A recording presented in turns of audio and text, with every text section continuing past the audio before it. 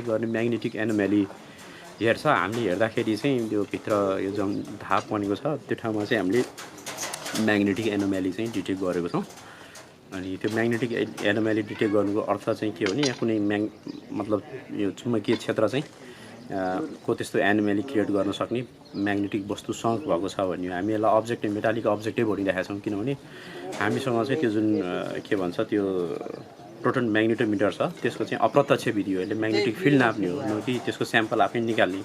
त्यस कारणले हामी त्यो डिटेक्ट गरेका छौँ, which is a very good thing. अनि हामीले त्यसलाई चाहिँ क्रस भेरिफिकेसन गर्ने भनेको चाहिँ जस्तो त्यो मेटल अथवा चाहिँ कुनै एउटा एकदम स्ट्रङ मेटालिक ओर हो अथवा गाडी हो अथवा अरू कुनै डुबेको फलामको वस्तु हो भन्नुको लागि चाहिँ हामीसँग स्याम्पलिङ गर्ने टेक्निक चाहिँ छैन। त्यस कारण हाम्रो अहिलेको कन्क्लुजन के हो भने कुनै एउटा म्याग्नेटिक बडी चाहिँ त्यहाँ सङ्क भएको छ र मोस्ट लाइकली अब उहाँले भनेको स्टडी अनुसार त्यो गाडी होला भन्ने चाहिँ हामी अजम्सन गर्न सक्छौँ होइन। र डेथको बारेमा चाहिँ हामीले हिजो हामीले 3 ठाउँमा चाहिँ हाम्रो आफूसँग भएको पावर अगरले चाहिँ के भन्छ हिट गर्ने कोसिस गऱ्यौँ। एक ठाउँमा चाहिँ 8 मिटरसम्म पनि इजिली गइरहेको थियो, हामीसँग 8 मिटरभन्दा बढी पाइप थिएन। अनि त्यसको अर्थ चाहिँ त्यहाँ चाहिँ स्टिल लुज मटेरियल नै छ, हामीले केही पनि भेटेनौँ। तर 2 ठाउँमा चाहिँ त्यो जुन एनोमेलस जोन थियो त्यहाँ हेर्दाखेरि चाहिँ 6 मिटर जस्तो डेप्थमा चाहिँ कुनै चिजलाई हिट गरिरहेको छ, 5.5 मिटर 6 मिटरको डेप्थमा। त्यसको अर्थ चाहिँ त्यहाँ कुनै अब्जेक्ट अथवा कुनै स्ट्रङ लेयर छ भन्ने कुराको इन्डिकेसन हो। तर त्यसको अर्थ चाहिँ अब जस्तो तपाईँले सोधेको ठाउँमा त्यो चिज गाडी हो कि होइन भनेर फेरि पनि भन्नु भने हामीले अनलेस त्यसको कुनै चिप अथवा टुक्रा नल्याउँदैनसम्म हामी त्यसलाई गाडी भन्दैनौँ। हाम्रो सिम्पल फाइन्डिङ के हो भने हाम्रो म्याग्नेटोमिटर सर्वेले चाहिँ हामीले त्यहाँ कुनै म्याग्नेटिक एनोमेली डिटेक्ट गरेका छौँ होइन।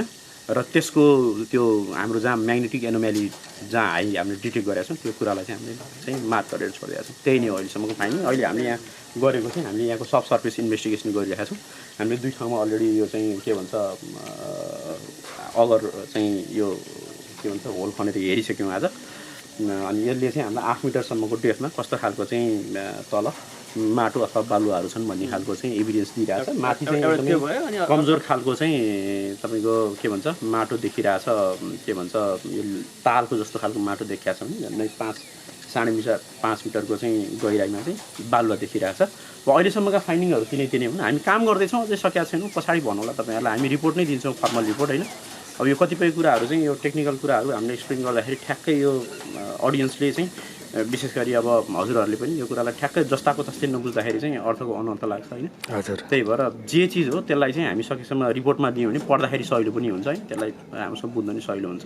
त्यही गरौँला। स्टिल हामी काम गरिरहेछौँ, धेरै कन्क्लुजन हामी अझै पनि दिँदैनौँ, काम गरिरहेछौँ है। तपाईँ के भन्दै हुनुहुन्थ्यो? त्यही त हाम्रो अध्ययनले चाहिँ नि अब यो फर्दर जोखिम कहाँसम्म हुन्छ होइन अब भन्ने कुरामा अहिले फोकस भएर हाम्रो अध्ययन चाहिँ त्यतातिर गरिरहेका छौँ, जसले गर्दाखेरि खतरा चाहिँ सकेसम्म कम होस् होइन। अनि कहाँसम्म चाहिँ खतरा हुनसक्छ, कतिसम्म चाहिँ नि हुनसक्छ भन्ने खालको अध्ययन चाहिँ अहिले हामीले गरिरहेछौँ। धन्यवाद।